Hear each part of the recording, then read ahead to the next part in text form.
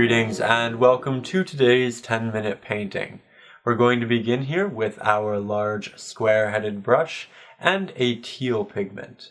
The teal is a mixture of a lot of titanium white, a good amount of primary blue, and a very minute amount of primary yellow. The yellow gives it that slight green edge. Then I'm going to go back to my palette and grab two pigments, one on either side of my brush. The first being a light primary blue, the second being a gray. I'm applying the light primary blue on top of the teal, and then I'm applying the gray on top of the light primary blue. Then I'm blending the three together in the attempt to create a gradient. I want the teal to be in the forefront, then it shifts into the primary blue, and then it shifts into the gray. We generally want the background to be much more desaturated because the eye will innately go to the most stark and saturated portion of the painting. In this case, we want that to be the foreground. It's also worth noting that clouds will cast a shadow over this area, and so it should be a little bit darker as well. Then I'm taking that same mixture of primary blue and gray and I'm applying it to our sky. Then I'm switching my brush over to the medium-sized round-headed brush, and with a bit of titanium white I'm beginning to implement our clouds. I'm applying this to the bottom of our horizon, and then I'm moving upwards in a round motion. I'm doing this to create a gradient from a fairly thick cloud color out into the same color that our sky is. I want a feather transition, and I want something soft and smooth, something very reminiscent of a cloud. I'm also creating some line work with our clouds just to make our sky look a little bit more interesting and dynamic. Then I'm taking my medium-sized square-headed brush and a fairly dark gray, and I'm applying a couple of mountains in the background just to separate both the sky and the land. It's not a pure black. We're going to save those darker pigments for the foreground where we really want our viewers' attention. With that being said, I'm now switching to my smaller square-headed brush, and I'm beginning to apply some titanium white to our water in an attempt to render some waves. Now, this is a process that's going to take a little bit of time, and it's one of those processes where we need to apply a foundation first. It probably won't look perfect the first time you apply it. Mine doesn't look great until the third time I go back to it. So don't get discouraged. But really what we're trying to do here is render a litany of triangles in different sizes. We want to blend the back of the triangle backwards, or rather upwards, and we keep the bottom portion of the triangle crisp, clean, and sharp. We want the top of the wave to be much lighter because the light is hitting it, it is reflecting upon it, and underneath the wave you get that shadow, you get that real darker color that is more of the teal. It's also worth noting that I'm connecting a number of these triangular shaped waves. This is going to make it look very cohesive, and on the note of making things look cohesive, it's also worth noting that you should ensure that your triangles are different sizes and shapes. Much like rendering trees or mountains or anything in that regard, you want things to be changing. Now, I'm not done with my waves here, but I do need to let them dry because I was finding that the titanium white was blending a little bit too much with the still wet teal. So I'm going to let that dry, then I'll go back in, I'll add more highlights, I'll add more waves, and I'll add more darker tones as well to kind of bump up the contrast. While I wait for that to dry, I'm going to begin working on my rocks here in the foreground. I'm using a medium-sized square-headed brush because it has a very sharp edge, which is fantastic for rendering subjects with sharp edges like rocks. These rocks I'm using a couple of colors, that being a burnt umber, a titanium white, and a Mars black. However, I'm using a lot more Mars black for the rocks really in the foreground. The ones in the middle ground, I'm using more of a burnt umber, a little bit more titanium white, and I'm doing this because I want the rocks in the foreground to be a lot starker. I'm also allowing the teal to blend with the rocks much more in the background, And we're doing this intentionally to ensure that they look like they're really becoming part of the atmosphere.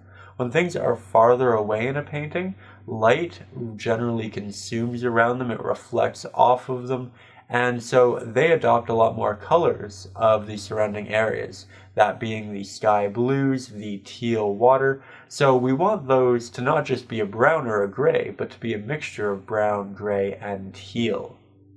So with that being said, as we continue, I'm going to take a bit of a highlight, a mixture of burnt umber and titanium white, and I'm going to begin applying that to the sides of the rock which I feel are going to be receiving light. So that's what I'm doing right now. I'm starting on the edge, and then I do a little bit of a blend backwards, but you don't want to do too much of a blend, otherwise the colors will blend a lot together and you won't get any nice stark contrasts.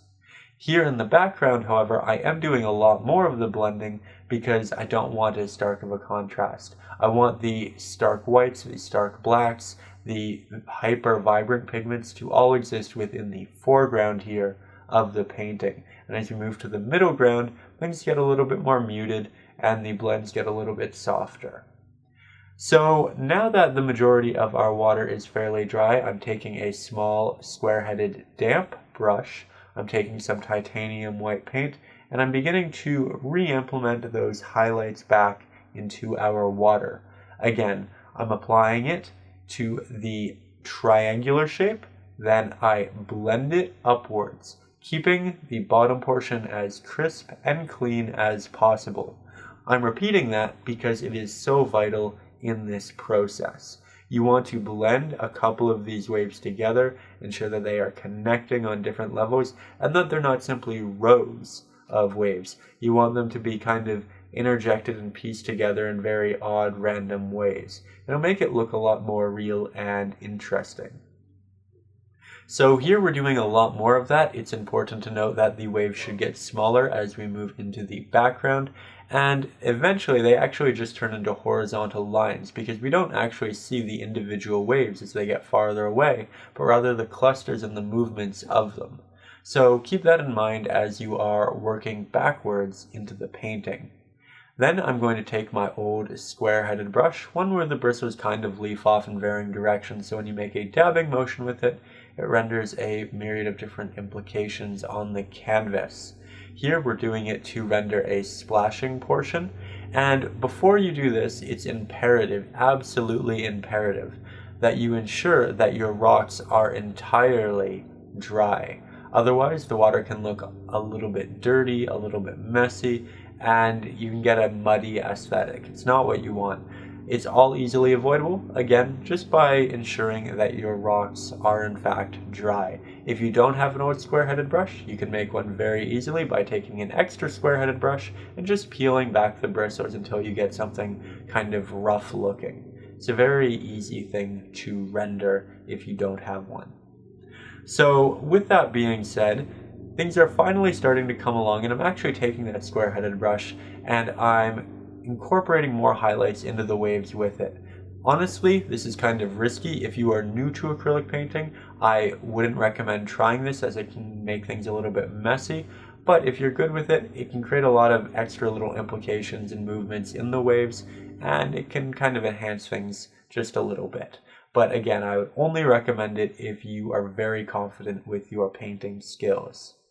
Then I'm going to take that same brush, and because I don't have much paint on it, I'm going to apply some rain in the sky. So here I want it to be very transparent, and I don't want it to be falling straight down. I want it to be falling diagonally because there's a lot of wind in this painting and the wind will pull and push it.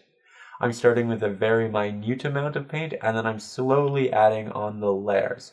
I'd almost recommend adding the white paint to your brush, wiping the brush off on a cloth, and then applying it to the canvas. You want a very, very minute amount.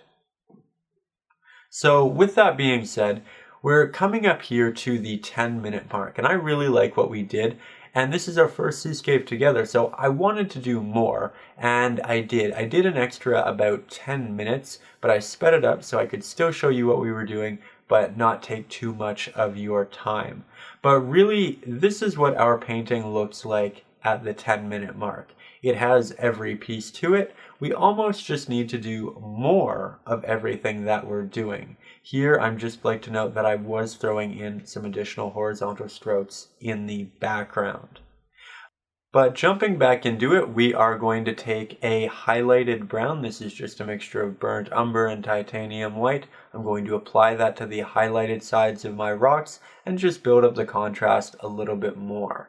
Then I'm going to take a little bit of a darker teal, apply it underneath our waves in the darker area, and blend it downwards. We blended our highlights upwards in the wave. We're blending these darker portions downwards. This is just going to add some additional contrast in the waves and ensure that the highlights really have a chance to stand out. Then I'm going to apply some extra rain and here rocks in the background. I'm ensuring that the rocks here in the background are a lot smaller than the ones we have in the foreground because perspective will make them look a lot smaller. And I'm not using as stark a pigments. I'm using a lot more burnt umber. I'm using a lot less Mars black, and that's because I want them to look like the light around them, the pigments around them are reflecting on them, and they're going to look a lot further away. This will add a lot of additional depth into our painting and ensure that it looks like it's a very vast item, a very vast scape here. If we just had rocks in the foreground, it might not look like that. So by creating a size difference, you can really implement a lot of depth in your painting. Here I'm just adding some additional highlights to our waves, to our water, to our rain. I was softening things with my finger. Finger painting is still a highly effective tactic. It's not something you should throw away just because you leave grade 3. With that being said, that is our 20-ish minute painting. Thank you so much for watching. I truly hope you've enjoyed. And if you'd like to learn more about acrylic painting, there is a link in the description to my ebook, Acrylics for Beginners. If you'd like to watch hour-long lessons like this, there is a link in the description to my Patreon. And I post these 10-minute paintings here every Saturday. I hope to see you next Saturday. Thank you so much for watching. And above all, as always, stay creative.